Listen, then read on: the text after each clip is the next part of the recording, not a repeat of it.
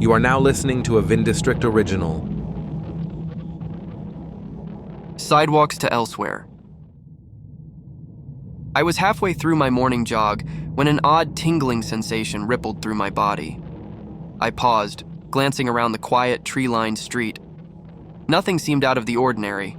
Shaking it off, I continued on. But gradually, details of my familiar neighborhood began standing out as different.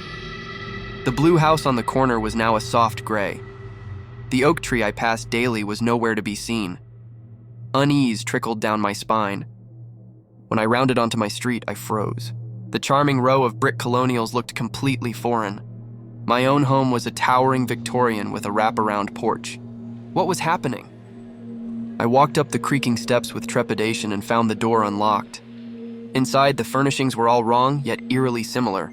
Side tables and lamps in slightly varied positions, paintings of unfamiliar faces staring down at me. Mom? Dad? My voice echoed in the cavernous foyer, but only silence answered. Heart thudding, I moved through the rest of the house's maze-like halls and rooms. No signs of life. Everything was precisely in its place except for a mug left on the kitchen counter, a half-drunk cup of coffee still steaming. I stumbled back outside, pulse racing. My street now had an unfamiliar name. Glancing down, I noticed my usual running outfit had transformed into strange exercise clothes, the colors and logo odd. Panic rising, I set off in a daze toward downtown, finding more uncanny differences. The quaint local shops were replaced with corporate franchises. The park fountain was on the wrong corner. Was I losing my mind? What was happening to my hometown? I had to find someone I knew, to prove I wasn't insane. My feet carried me automatically toward a cafe that my friend Claire waitressed at on weekends. At least the cozy coffee shop still stood in its familiar spot. Hesitantly, I stepped inside. The layout was a mirror image of the cafe I knew, the chairs and tables reversed. Behind the counter, a young redhead greeted me uncertainly. My heart sank. "Claire?" I asked anyway, holding my breath. She tilted her head. "No, sorry, I'm Maggie. Can I get you a drink?" I stammered an apology and rushed back outside, her concerned eyes following me. Once around the street corner, I braced my hands on my knees, gulping the brisk air to clear my spinning head. Nothing made sense. It was like I woke up in a reality just slightly tilted from the one I knew. A parallel dimension where everything and everyone mirrored the life I had before, but wasn't quite right. I had seen enough movies to know I needed to get back to where the divergence happened. Retrace my steps to that strange tingling sensation on my jog, find the doorway back home. I set off towards the leafy suburban street where the strangeness first began.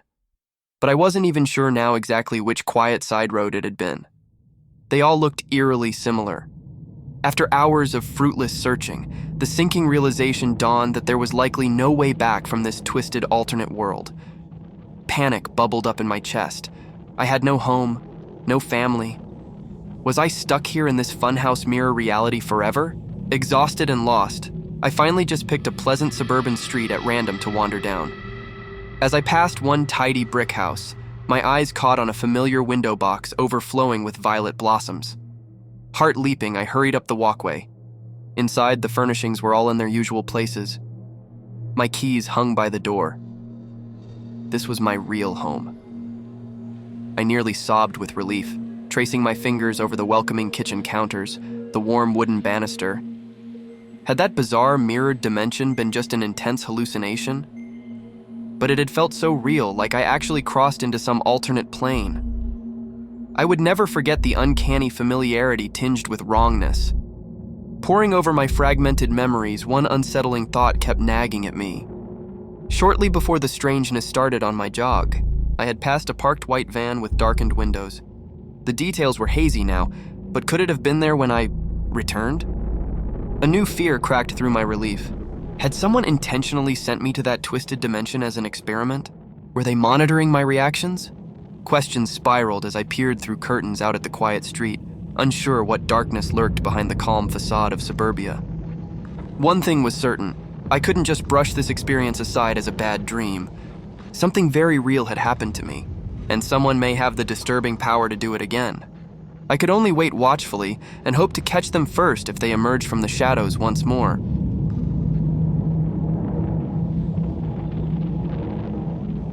Follow Vindistrict Talks for weekly stories.